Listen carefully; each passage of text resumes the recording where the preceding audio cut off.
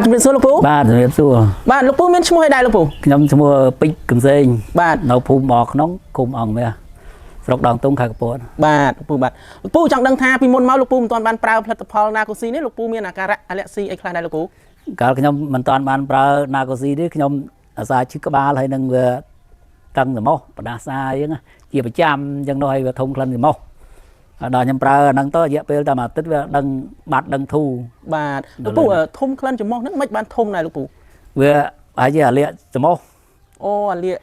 កាលណាយើងប៉ះអាដែរកលីដីក៏ប៉ះក្លិនអីស្រួលกระดาษសាយជួលกระดาษហ្មងលោកពូជួលกระดาษហ្នឹងហ្មងបាទជុំមានអាការៈធ្វើទុកមិនទៀតមានរបស់ភ្នែកគេងអីស្រួលវាលំអស់ភ្នែកមកនេះរឿងគេងវាមិនសូវលក់ដែរហ្នឹងប៉ុន្តែពេលលេបហ្នឹងវាធម្មតាគេងបាទជុំយើងត្រូវតិចហូបរបស់តិចអីបានដែរបើនិយាយពីខ្ញុំហូបអាហ្នឹងហើយស្អីក៏ហូបដែរទឹកតាំងពីទឹកកកតាំងពីអីក៏អត់មានដែលអីវិញដែរបាទអត់មានរើសាររើអីវិញដែរបាទលោកពូហើយលោកពូប្រើប្រហែលថ្ងៃទៅដំបូងប្រើប្រហែលថ្ងៃដឹងលទ្ធផលថាបានធូរខ្ញុំប្រើរយៈពេលមួយអាទិត្យដឹងធូរបាទហើយធូរទៅលើអីខ្លះដែរលោកពូធូរបាត់តាំងពីឈឺក្បាលបាត់តាំងពីតឹងច្រមុះហ្នឹងក៏យើងវាធូរអត់សូវតឹងដោយកាលយើងអត់បានប្រើណាបាទកាលមិនតាន់បានប្រើវាតឹង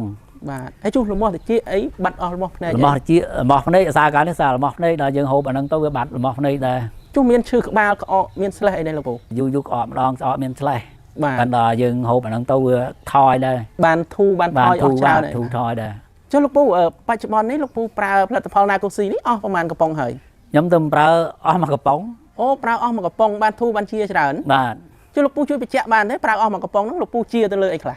ជាឈឺក្បាលជាប្រចាំហ្នឹងកាលមុនឈឺទឹកក្បាលហ្នឹងរាល់ថ្ងៃហ្នឹងមួយថ្ងៃលេបថ្នាំក្របមួយថ្ងៃលេបថ្នាំក្របឥឡូវបាត់តាំងពីប្រើហ្នឹងមកបាត់ឈឺក្បាលឈឺប្រហែលឆ្នាំហើយលោកពូបើនិយាយឈឺក្បាលហ្នឹងវាប្រហែលពី3ឆ្នាំមកដែរហើយអូឈឺយូរហើយដែរយើងលេបថ្នាំបាត់ឈឺក្បាលហ្នឹងទៅវាបាត់ចឹងទៅវិញទៅពី3ថ្ងៃអីហ្នឹងវាចាប់ឈឺក្បាលចឹងទៀតទៅដល់លេបអាហ្នឹងមកវាឈឺយើងបាត់ឈឺក្បាលដូចអត់ដឹងខ្លួនដឹងលេបថ្នាំឡូវហ្នឹងក៏វាយូរនៅក្អកម្ដងដែរបើនេះវាក្អកស្លែហ្នឹងមិនដែរបើច្រមុះអាហ្នឹងវាបាត់ធំក្លិនបាទកាលមុនយើងអាសាយូរទៅនេះយើងធំក្លិនហើយដល់ឡូវអត់អញ្ចឹងក្នុងកាជាក៏លែងលមាស់ភ្នែកអីលែងបាទភ្នែកក៏លែងលមាស់លែងនេះដូចមុនហ្នឹងកាលមុនអាសាលមាស់ភ្នែកចឹងដែរហ្នឹងហើយជួអាលៀកក្នុងច្រមុះធំក្លិនអីបាត់អស់ហើយបាទហើយជួលោកពូយើងហូបរបស់ផ្អាប់របស់តិចឬក៏អីផ្សេងទៀតសាច់ខ្លាយអីមានធ្វើទុកដែរអត់ដែលធ្វើទុកអីទេអញ្ចឹងហូបបានអស់ហើយគេងក៏ស្រួលគេងក៏ធម្មតាបាទជួលោកពូថាហូបបានហ្នឹងហូបអីខ្លះទៅអត់ធ្វើទុកហ្នឹងហូបមិនតបទេខ្ញុំតាំងពីផ្អកតាំងអាគ្រឿងអាប់អីទៅថ្ងៃតាំងពីកខ្វេបាទហូបបានទាំងអស់បាទអញ្ចឹងអរគុណច្រើនលោកពូជាចុងក្រោយលោកពូមានពាក្យពេចន៍អីផ្ដាំទៅពុកម៉ែបងប្អូន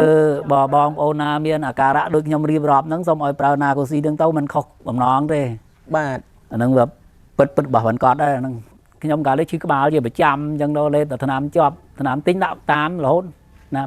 ឥឡូវខ្ញុំបាត់អាឈឺក្បាលហ្នឹងហើយអាតឹងច្រមុះអាពាក់អាដែរក្លិនអីហើយក៏ធ្លីដីអីហ្នឹងក៏វាបាត់ច្រើនតែ70% ជាងហើយអាហ្នឹងបងប្អូនមានអាការៈអញ្ចឹងត្រូវទិញលេបដូចខ្ញុំទៅមិនខុសម្ដងស្អុយក្នុងច្រមុះអាលៀកអីបាត់អស់ហើយអញ្ចឹងបាទស្អុយក្នុងច្រមុះអីអាលៀកហ្នឹងវាបាត់ដែរបាទអញ្ចឹងអរគុណច្រើនលោកពូអរគុណច្រើនសម្រាប់ការចែករំលែកលោកពូបាទ